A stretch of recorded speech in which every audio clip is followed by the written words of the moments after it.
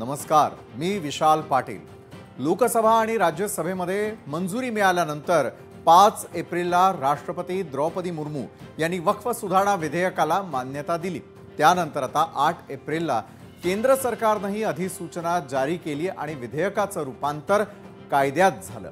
मात्र आता सुप्रीम कोर्टाने या वक्फ सुधारणा कायद्यातील 2 कलमांना तात्पुरती स्थगिती दिलेली आहे। या प्रकरणी आता पुढील सुनावणी ही 5 मे रोजी होणार आहे। तर मुंबईमध्ये पुन्हा एकदा मराठी विरुद्ध अमराठी वाद पाहायला मिळतोय। आपल्याला अपमानास्पद वागणूक मिळाल्याचा आरोप घाटकोपरच्या सोसायटीत राहणाऱ्या एका व्यक्तीने केलेला आहे। त्यानंतर महाराष्ट्र नवनिर्माण सेनेचे पदाधिकारी चांगलेच आक्रमक झाले। त्यांनी संबंधित इमारत गाठत सोसायटीच्या सदस्यांना मनसे स्टाईलमध्ये समज देखील दिली। तर तिकडे अमेरिकेने चीनी वस्तूंवरती 245% आयात कर लागू करण्याची घोषणा केल्यानंतर चीनने नरमाईची भूमिका घेतली आहे। यासह इतरही महत्त्वाच्या बातम्यांचा आढावा आपण घेणार आहोत आजच्या न्यूज प्लॅनेटमध्ये।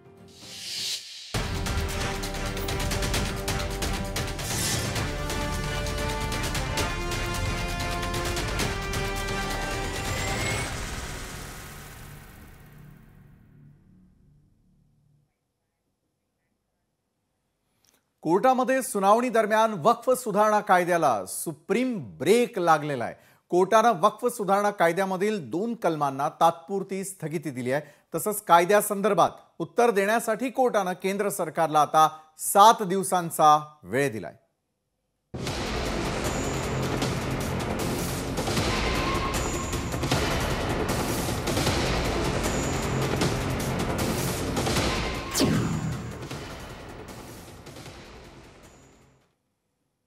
वक्फ सुधारणा कायद्याविरोधामध्ये दाखल केलेल्या याचिकांवर आता सुप्रीम कोर्टामध्ये सुनावणी पार पडली आहे। यावेळी वक्फ कायद्यामधील 2 कलमांच्या अंमलबजावणीवरती केंद्र सरकारच्या विनंतीनुसार तात्पुरती स्थगिती आणण्याचे निर्देश कोर्टाने दिले। तसंच वक्फ कायद्याविरोधातील याचिकांवर उत्तर देण्यासाठी सुप्रीम कोर्टाने केंद्र सरकारला एकूण 7 दिवसांची मुदत दिली आहे। दरम्यान केंद्रीय वक्फ परिषद आणि मंडळांमध्ये कोणत्याही नियुक्त्या केल्या जाऊ नये असे निर्देशही न्यायालयाने दिले।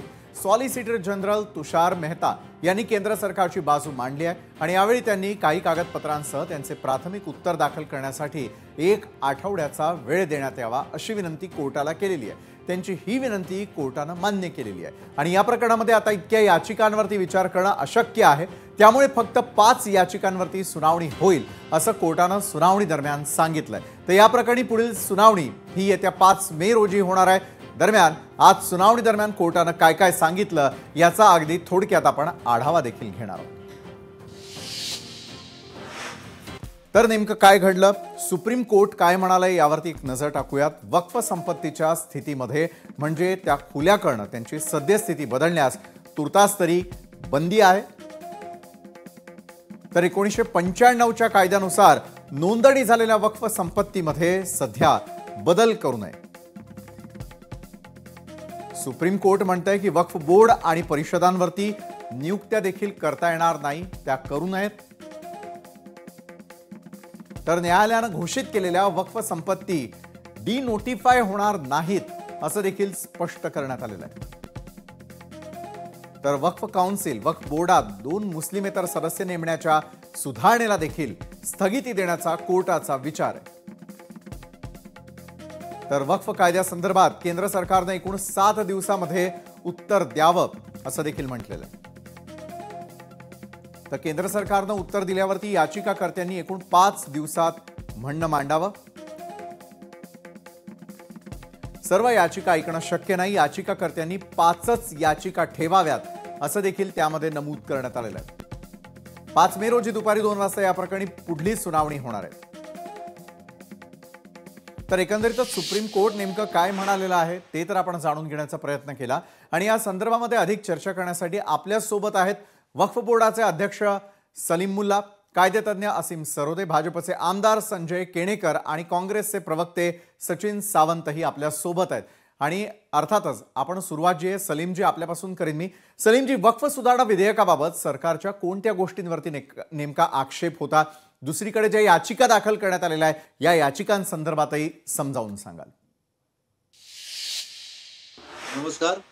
मुळातच वक्फ संशोधन कायदा 2025 ही आणण्याची जी गरज ह्या शासनाला वाटली, त्यांना वाटलं की आपण मुस्लिम समाजासाठी काहीतरी करू आणि त्या करण्यासाठी त्यांची इच्छा दाखवत होते. पण ती इच्छा दाखवत असताना त्याच्या मागचा जो त्यांचा विचार होता, हा विचार ज्यावेळेस संसदेमध्ये कायदा मंजूर झाला त्यावेळेला लक्षात आलं की त्यांची मनशा ही काही ठीक नव्हती. कारण जर त्यांना खरोखरच या कायद्यामध्ये सुधारणा करायची होती 95च्या, त्यामध्ये भरपूर दुसरे पर्याय होते, परंतु त्यांनी वर्क बाय युजर हा जो हे जे कलम आहे हे काढून टाकण्याचा जो प्रयत्न केला, त्यामुळं की कुणाचा जरी फायदा करून देण्यासाठी हे लोकांच्या लक्षात आलं. दुसरी गोष्ट अशी की वर्क बोर्डामध्ये आणि सेंट्रल वर्क काउन्सिलमध्ये सदस्यामध्ये जे नॉन मुस्लिम घेण्याचा जो त्यांचा जो विचार कायद्यामध्ये आणण्याचा अंमलबजावणी करण्याचा जो त्यांनी प्रयत्न केला झाला आणि त्यानंतर कायदा जो मंजूर त्यांनी केला लोकसभेत आणि राज्यसभेत, याचा अर्थ असा हो की प्रत्येक धर्माच्या मुस्लिम धर्माच्या धार्मिक कार्यामध्ये त्यांनी अडथळा आणण्याचा प्रयत्न केला हे यातून स्पष्ट होतं. दुसरी हे आणि 2 सदस्य जे आहेत पूर्वीच्या कायदे 1995 ऍक्टच्या मध्ये 2 मॅक्झिमम 2 म्हटलं ह्या कायद्यामध्ये सुधारित कायद्यामुळे, परंतु 95 ऍक्टमध्ये मिनिमम 2 म्हटले, म्हणजे त्यामध्ये लेडीज जास्त तुम्ही आणू शकताय. जे स्त्रियांना त्यांना प्राधान्य देण्याचा जे त्यांचा विचार होता, तरी त्यामध्ये सुद्धा त्यांनी अडथळा आणून ठेवलेला आहे. चौथी गोष्ट अशी की सेक्शन 52A जे आहे, पूर्वी 2 वर्षासाठी एन्करेजमेंट करण्यासाठी ज्यांनी बेकायदेशीररित्या वक्फ संपत्ती ताबे घेणे, सेलडीड करणे, त्यांच्यासाठी 2 वर्षाची शिक्षा होती आणि अनबेलेबल ऍक्ट होतं. असताना या कायद्यामध्ये त्यांनी काय केलं, 6 महिन्याची शिक्षा आणि बेलेबल करून टाकलं. म्हणजे कायदेशीर अतिक्रमण करण्याला त्यांनी प्रोत्साहन दिल्यासारखं केल्यासारखं हे निष्पन्न झालं. म्हणून अमेंडमेंट जे आहे ते अमेंडमेंट एन्करेज करणाऱ्या लोकांना शिक्षा करण्यापेक्षा त्यांना प्रोत्साहन दिलं. दुसरी गोष्ट आहे की शासनाच्या ताब्यात ज्या प्रॉपर्टीज आहेत त्या प्रॉपर्टी बाबतीत हे काही बोललं नाही. या 60% प्रॉपर्टी शासनाच्या ताब्यात आहेत. त्याच्यासाठी त्यांनी 1971 रोजी इंदिरा गांधीजी जे पत्र काढलं होतं सगळ्या राज्यांना, त्या बाबतीत सुद्धा त्यांनी काही बोललं नाही. तर यातून असं निष्पन्न होतंय की तुम्ही म्हणताय की आम्ही मुस्लिम समाजासाठी काहीतरी करू, पण इकडे कायदा करत असताना त्यामध्ये अशा काही अडचणी ठेवल्यात की तो कधीही सुटकारा पाहू शकणार नाही. कलेक्टरला फुल अथॉरिटी देणे आणि त्याच्यानंतर तुम्ही न्यायालयात सुद्धा जाऊ शकत नाही. अशा प्रकारे हे कॉम्प्लिकेशन करून पण सलीमजी, तुम्ही जो मुद्दा उपस्थित केला त्यानुसार सरकारची करणी आणि कथनी यामध्ये फरक असल्याचा संशय तुम्ही व्यक्त करताना दिसताय सरकारकडून. संजयजी आपल्याकडे. संजयजी, सरकारला वक्फ सुधारणा विधेयक जे आहे त्याच्यात सुधारणा करावी याची आवश्यकता नेमकी का भासली? आता त्यानंतर ज्या प्रकारची बाजू मांडण्यात आलेली आहे त्यासाठी तुम्हाला 7 दिवसांचा कालावधी देण्यात आलेला आहे. अनेक याचिका दाखल झालेल्या आहे आणि याचिकाकर्त्यांनी सरकारच्या आतापर्यंत असलेल्या भूमिकेवरतीच संशय व्यक्त केलेला आहे. संजयजी, मला याबाबत सांगायचं आहे की वक्फ बोर्डाच्या सुधारण्याच्या बाबतीत खऱ्या अर्थाने ही जी भूमिका होती ती 10 वर्षापासूनच नितीनजी गडकरी यांनी या वक्फमधल्या चाललेल्या सावळ्या गोंधळ जो प्रचंड प्रमाणात ज्या वक्फच्या जागा आहे आणि ठराविक दलालांनी त्या ज्या हस्तगत केलेल्या आहे त्या दाबलेल्या आहे आणि निश्चितपणे वक्फचा जो अर्थ आहे, वक्फचा अर्थ की दान केलेली गरिबांच्या सर्वांगीण विकासासाठी, मुस्लिम गरिबांच्या सर्वांगीण विकासासाठी केलेल्या गोष्टीला ज्या पद्धतीने वापरण्याचा काही दलालांनी आणि काही राजकीय लोकांनी प्रयत्न केला आणि त्या प्रयत्नात खऱ्या अर्थानं याला कुठली तरी बांधणी असली पाहिजे, याला कुठला तरी धाक असला पाहिजे होता आणि जो धाक खऱ्या अर्थानं तो गरिबांपर्यंत पर्क्युलेट झाली पाहिजे होती.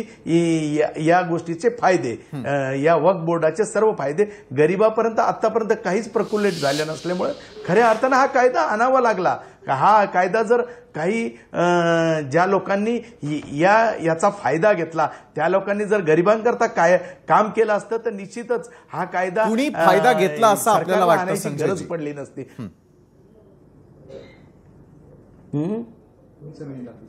हॅलो, कुणी फायदा घेतला असं आपल्याला म्हणायचं? हॅलो, आता तुम्हाला सांगू का, खऱ्या अर्थाने याचा फायदा MIM सारख्या मोठ्या नेत्यांनी घेतला. त्याच्यात बऱ्याचशा मुस्लिम समाजातील राजकीय व्यक्तींनी याचा फायदा घेतला. म्हणजे आज इतक्या मोठमोठ्या संस्था ही जमीन हडप करून उभ्या केल्या, पण छोट्याशा गरीबाला त्याचा, गरीब मुसलमानाला कधीच फायदा झाला नाही. म्हणजे एखादी शैक्षणिक शाळा, शैक्षणिक संस्था, आरोग्याचे केंद्र अद्यापही या वक्फच्या याच्यात केले गेलेले नाही. इतके मोठे प्रचंड भ्रष्टाचार या वक्फच्या जागेबाबतीत आता खुले पडणार आहे. 10 वर्षापूर्वीच नितीन गडकरींनी याची संकल्पना मांडली होती की हे काढलं पाहिजे बाहेर. सरकारचं काय म्हणणं आहे तुम्ही समजावून सांगताय. मला सचिनजींकडे जायचं. सचिनजी, एक तर सलीमजींनी एक मुद्दा उपस्थित केला, तो म्हणजे थेटपणे गांधी घराण्याचा. दुसरीकडे आता सगळ्यात मोठं आव्हान जे आहे, जे 5 महत्वाच्या याचिका आहेत त्यामध्ये आव्हान देण्यामध्ये काँग्रेसनेही पुढाकार घेतल्याचं दिसतंय. देशातल्या या सुधारणा विधेयकाला असलेला विरोध, त्याचा असलेला इतिहास, आणि आता मगाशी जसं संजयजी म्हणाले की काही जणांनी फक्त याचा फायदा उचलण्याचा प्रयत्न केला आणि ज्या कारणासाठी वक्फ विधेयक होतं, वक्फ बोर्ड होतं, त्याचा मात्र कुठेही फायदा हा समाजाच्या भल्यासाठी झाला नाही. हे आपल्याला सत्य वाटतं का? आणि दुसरीकडे आपण जे आव्हान दिलेलं आहे, काँग्रेस पक्षानं जे आव्हान दिलेलं आहे, त्यांचं नेमकं काय म्हणणं आहे? सचिनजी, ही जी काही कारणं दिली जात आहेत, कुठलंही ज्या वेळेला कायदा असतो त्या कायद्यामध्ये विविध प्रकारे संशोधन होतात असतात. म्हणजे 1995 ला हा कायदा आला होता, 2013 संशोधन त्यामध्ये झालं होतं. त्यामुळे त्याच्यामध्ये सुधारण्याला वाव नसतो असं कोणी म्हणत नाही. प्रश्न असा आहे की ज्या तुम्ही सुधारणा करता त्याच्यासाठी जे काही उद्देश आहेत तुमचे, ते उद्देश त्या कायद्यानं साध्य होत आहेत की नाही. आता यांनी सातत्याने म्हणतात गरिबांचा फायदा झाला नाही. मग गरीब हा शब्द तरी त्या ठिकाणी त्या विधेयकामध्ये आहे का, की गरिबांना कसा तुम्ही फायदा करून देणार आहात? त्यामुळे निश्चितपणे या दृष्टिकोनातून पाहिलं पाहिजे की या सरकारला गेल्या 10 वर्षामध्ये सातत्याने विवाद उत्पन्न करायचा आहे. तिथे मुस्लिम समाजाच्या लोकांचं भलं वगैरे करायचं, हे काही जे दाखवण्याचा प्रयत्न दाखवत आहेत ते त्यांचं भलं करण्याचा काही उद्देश नाहीये. त्यांचं हिंदुत्व जे काही एक विचारधारा त्यांची जी आहे ती मुस्लिम द्वेषापासून सुरू होते आणि मुस्लिम द्वेषापासून पर्यंत संपते. त्यामुळे यांच्याकडनं ती काही अपेक्षा नाही. आता मला साधी गोष्ट त्या ठिकाणी दिसते की 97,27,000 जवळपास याचिका या विधेयकाच्या संदर्भामध्ये सरकार समोर आल्या होत्या. त्याचा एवढा त्या ठिकाणी विचार केला आम्ही. 284 शिष्टमंडळ आली, त्यांचा विचार केला त्यांनी दिलेल्या. पण त्यांनी जे काही सजेशन दिले, JPC मध्ये काही सजेशन आले, विरोधी पक्षांच्या खासदारांनी काही त्या ठिकाणी त्यामध्ये सूचना सुद्धा आल्या, त्याच्यातली एकही त्यांनी स्वीकारली नव्हती. परंतु केंद्रीय मंत्री जे रिजिजू आहेत त्यांनी म्हटलं की प्रचंड अभ्यास आम्ही केला होता. मग जर प्रचंड इतका अभ्यास केला होता तर शासनाच्या वकिलांना, म्हणजे ऍडव्होकेट जे आपले तुषार मेहता जी आहेत, त्यांना एका दिवसामध्ये ह्या प्रश्नाचं उत्तर देता आलं नाही. साधा प्रश्न सर्वोच्च न्यायालयाच्या मुख्य न्यायाधीशाने विचारला होता की जर मुस्लिम समाज म्हणजे वक्फच्या बोर्डावरती, वक्फच्या काउन्सिलवरती जर मुस्लिम नसलेला, मुस्लिमेतर कुठल्याही धर्माचा व्यक्ती आणू शकतो, तर तशाच पद्धतीने हिंदू धर्माचे जेवढी त्या ठिकाणी बोर्ड आहेत, मंदिरं आहेत किंवा शिखांचं त्या ठिकाणी बोर्ड आहेत, त्याच्यावरती इतर दरम्यान तुम्ही देणार आहात का? त्याचं उत्तर त्यांना देता आलं नाही. आजही त्यांना विनंती करावी लागली की सातत्यानं विनंती करत होते की तुम्ही याच्यावरती रोख जर लावलीत, या कायद्याला त्या ठिकाणी स्थगिती दिलीत तर त्याचे परिणाम फार वाईट होतील आणि त्याच्यासाठी आम्हाला वेळ द्यावा, हे द्यावा. म्हणजे तुम्हाला 24 तासाच्या वेळामध्ये त्या ठिकाणी सरकारकडनं उत्तर देता येत नाही, वस्तुस्थिती आहे.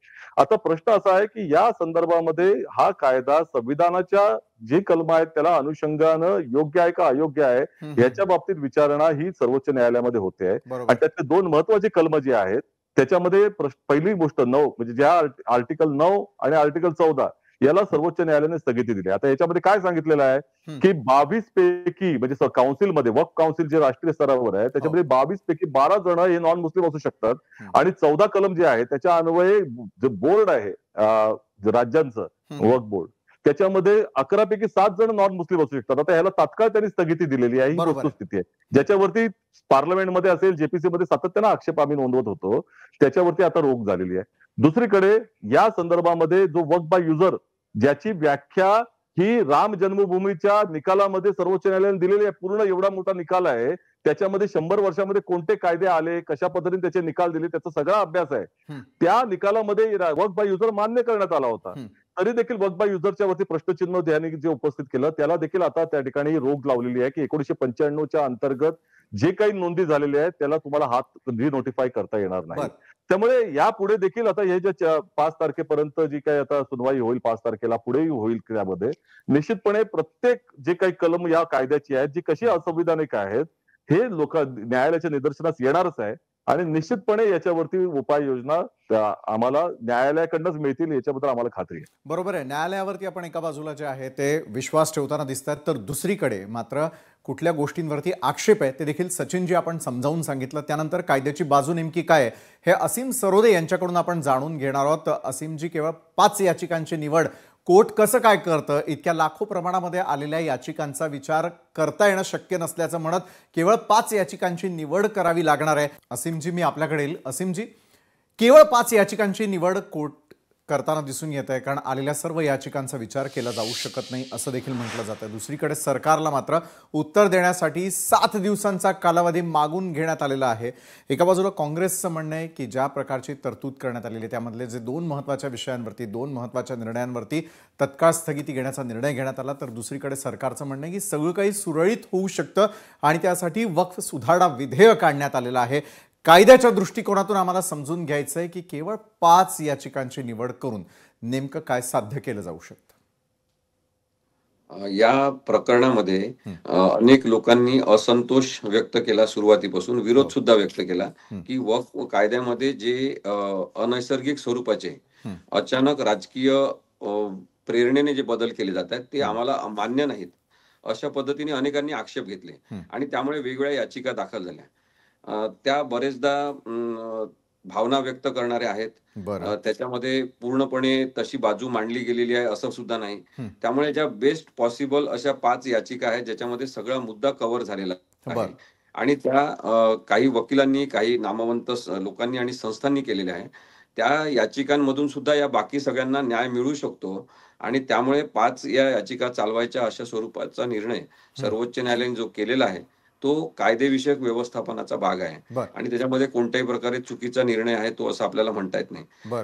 दुसरं की सचिन सावंत साहेबांनी अत्यंत चांगल्या पद्धतीने हा विषय आपल्यासमोर मांडला आणि पटवून दिलेला आहे.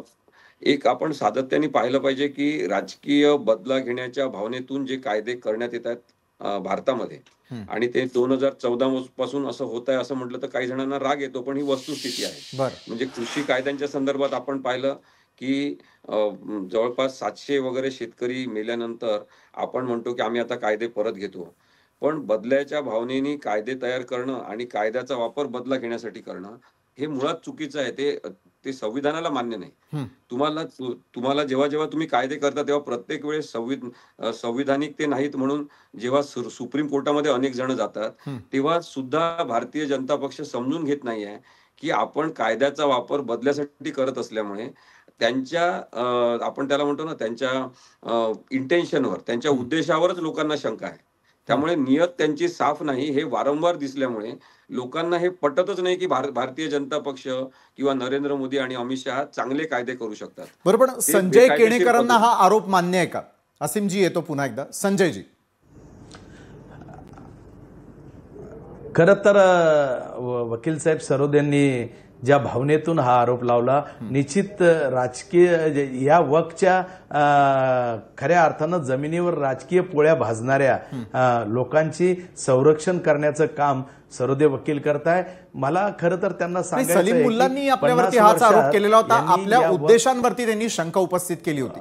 संजयजी, खरं तर जे त्यांनी म्हणलं, सचिनजीने म्हणलेलं काही गोष्टी सत्य असं ते म्हणतात, पण मला वाटतं इतक्या वर्षापासून काँग्रेस सत्तेवर असताना ज्या गोष्टी बाबी त्यांनी करायला पाहिजे होत्या त्या केल्या नाही. मी तर त्यांना एकच प्रश्न विचारेल कि इधर उधर की बातें क्या करते हो, कारवा किसने लूटा इसकी बात करो.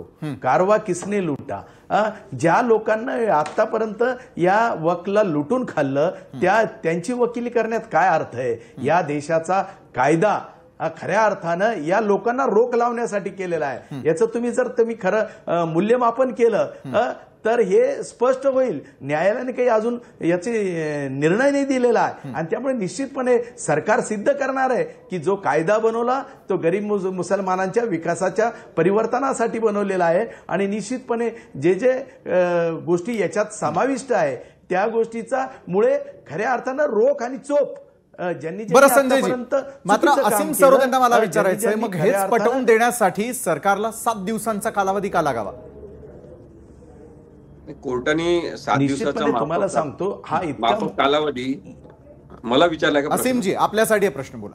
हो, तर जो माफक कालावधी आवश्यक आहे उत्तर देण्यासाठी तो सर्वोच्च न्यायालयाने दिलेला आहे आणि हा कायदा आणल्यानंतर त्याचा तातडीने गैरवापर होऊ नये म्हणून कमी दिवसाचा कालावधी देऊन जे सचिन सावंत यांनी आता 2-3 मुद्दे मांडले त्याच्याबद्दलचे आक्षेप कोर्टाचे आहे आणि त्याच्यावर त्यांनी उत्तर दिलं पाहिजे असं सांगितलं. दुसरं एक समजून घेतलं पाहिजे की माझं असं स्वतःचं म्हणणं आहे आधीपासून आणि ठाम म्हणणं आहे माझं की प्रत्येक पक्षातल्या भ्रष्टाचारी माणसांना अटक झाली पाहिजे, त्यांच्यावर कारवाई झाली पाहिजे.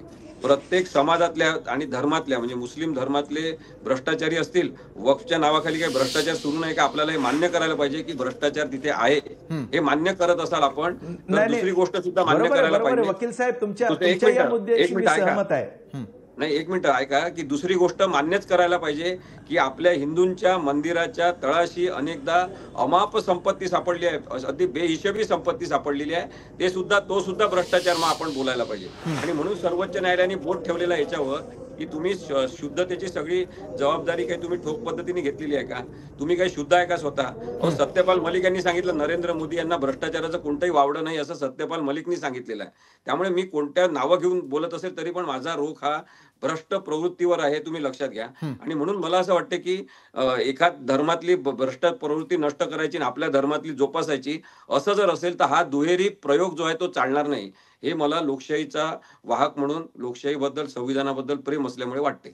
बरोबर आहे सचिन सावंतजी, मला आपल्याला विचारायचं की सुप्रीम ब्रेक जो लावण्याची वेळ आली त्यानंतर देण्यात आलेला कालावधी आहे 7 दिवसांनी नेमकं काय होणार? ज्या प्रकारच्या याचिका दाखल करण्यात आहेत त्यांचं शंका निरसन होणार का? सत्य समोर येणार का?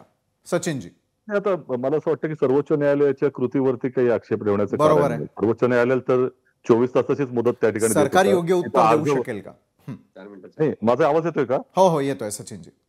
असं आहे की सर्वोच्च न्यायालयाच्या निर्णयावरती तर आपण आक्षेप घेऊ नये. प्रश्न असा आहे की सर्वोच्च न्यायालय 24 तासाची मुदत देत होता.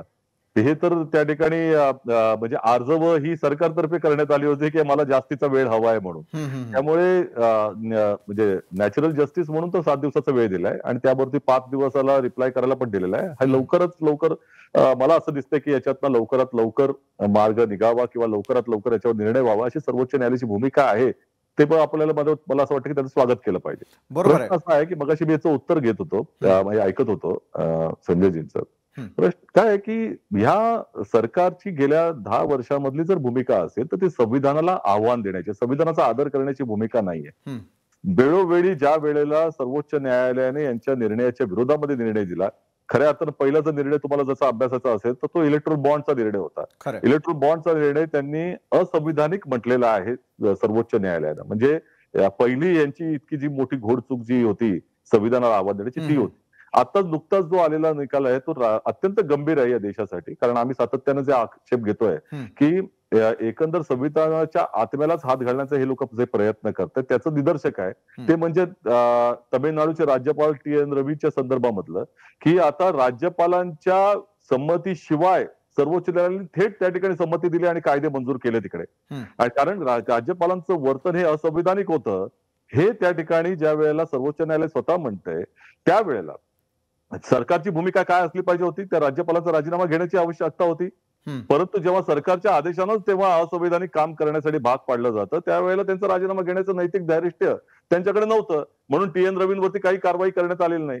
सर्वोच्च न्यायालयाची एवढी मोठी त्या ठिकाणी पाऊल उचलल्यानंतरही आताही या संदर्भामध्ये सातत्यानं म्हटलं जातंय की हे संविधानाला अनुरूप वगैरे आहे. प्रश्न असा आहे की तात्काळ जेव्हा या 2 प्रावधानांना आणि 3 प्रावधानांना खऱ्या अर्थानं बघायचं गेलं तर वक्फ काउन्सिलच्या नियुक्त्या, वक्फ बोर्डाच्या नियुक्त्या आणि जे त्या ठिकाणी 1995च्या कायद्या अंतर्गत ज्या निर्धारित केलेल्या जागा आहेत, रजिस्टर केलेल्या जागा आहेत त्यांच्यावरती त्या ठिकाणी त्यांच्या बदलावरती बंदी घालण्याचा जो सर्वोच्च न्यायालयाचा निर्णय आहे तो मला असं वाटतं की ही चपराकच म्हणावी लागेल. आणि बरोबर. एकंदरीत असे अनेक निर्णय त्या ठिकाणी आहेत. पहिली गोष्ट अशी की संपूर्णपणे सरकार या वक्फ बोर्डाच्या जी खऱ्या अर्थानं धार्मिक प्रक्रिया आहे, म्हणजे एके ठिकाणी सांगायचं की आम्ही फक्त प्रॉपर्टी मॅनेजमेंट करतो आहोत, म्हणजे सांगते की आम्ही काही त्या ठिकाणी कोणत्या धर्माला हात घालत नाही, परंतु या कायद्यामध्ये हे मात्र सांगितलं जातं की त्यांनी ज्याने वक्फ करायचं त्याला 5 वर्ष मुसलमान असल्याचं दाखवावं लागेल. म्हणजे म्हणजे तो धर्माशी पूर्वी वक्फ करायला कुठल्याही धर्माच्या लोकांना त्या ठिकाणी अनुमती होती. त्यांना 1995चा जो कायदा आहे, 2013चा जो कायदा आहे, 1913चा जो कायदा आहे, ती सगळ्यात पासून सगळ्यांना अनुमती होती. आता तुम्ही कायद्यानं काय केलं की 5 वर्ष त्याने मुसलमान आहे ते सिद्ध करावं. आता ते सिद्ध करण्याची काही त्यांच्याकडे कुठल्याही तऱ्हेची प्रक्रिया नाही किंवा त्याचे मापक नाहीये. परंतु तुम्ही आता मुसलमानांना केवळ त्या ठिकाणी म्हणजे त्याच्यासाठी अनुमती दिलेली आहे. मग हा धार्मिकतेला घाला घालणारा विषय नाही का? मग म्हणायचं प्रॉपर्टी मॅनेजमेंटसाठी आम्ही करतो आहोत. मग प्रॉपर्टी मॅनेजमेंटसाठी त्या ठिकाणी करतो आहोत, तर तिथे जर नियुक्त म्हणजे पूर्वी निवडून येणारी लोक होती, म्हणजे आताचा जो कायदा 1995चा लोक निवडून जायची.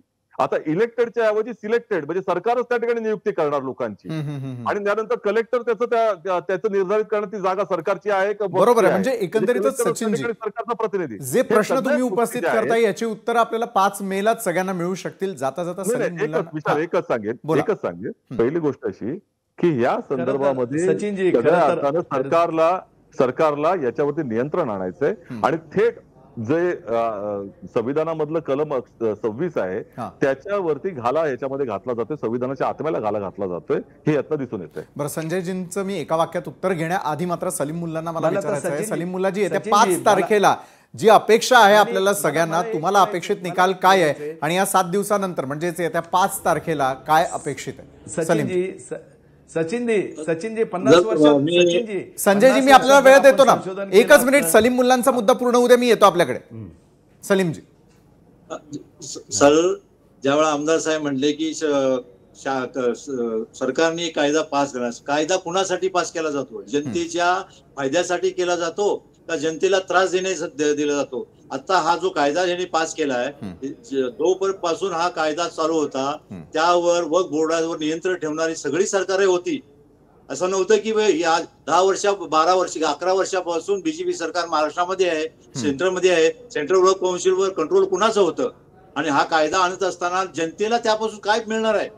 हा फक्त जनतेला फसवणूक करण्याचा सरळ प्रयोग आहे आणि हा प्रयोग त्यांनी केलेला आहे. मला हे आमदार साहेबांना एकच सांगायचं असतं, सर, तुमच्या जर मनात खरोखरच अपेक्षा असेल की बाबा जनतेचं भलं व्हावं, तर या कायद्यामध्ये चांगली तरतूद करून जे इन्क्रोचर आहेत, जे माफिया, लँड माफिया आहेत, त्या लोकांना, वक्फ बोर्डामध्ये असलेल्या सगळ्या सदस्यांना जी निवड गव्हर्नमेंट करतं, निवड काही जनता करत नाही, पण त्यांचं कंट्रोल ते ठेवलं जातं. आजपर्यंत कुठल्याही वक्फ बोर्डामध्ये परमनंट सीओ दिलेला नाही. प्रत्येक वेळेला गव्हर्नमेंटच्या अथॉरिटीचा ऍडिशनल सीओ दिला जातो आणि तो ऍडिशनल सीओ गव्हर्नमेंट सांगत तशा प्रकारे वागतो. आणि आता हा कायदा तुम्ही लोकांच्या समोर आणून फक्त लोकांना एक प्रकारचे वातावरण गरम करून टाकलेलं आहे. लोकांना याच्यापासून काही उपयोग होणार नाही, नुकसान आहे. आणि गव्हर्नमेंटला वाटतंय की सलीमजी, मुद्दा लक्षात आला. दोन्ही प्रश्नांची उत्तरं संजयजी अगदी थोडक्यात.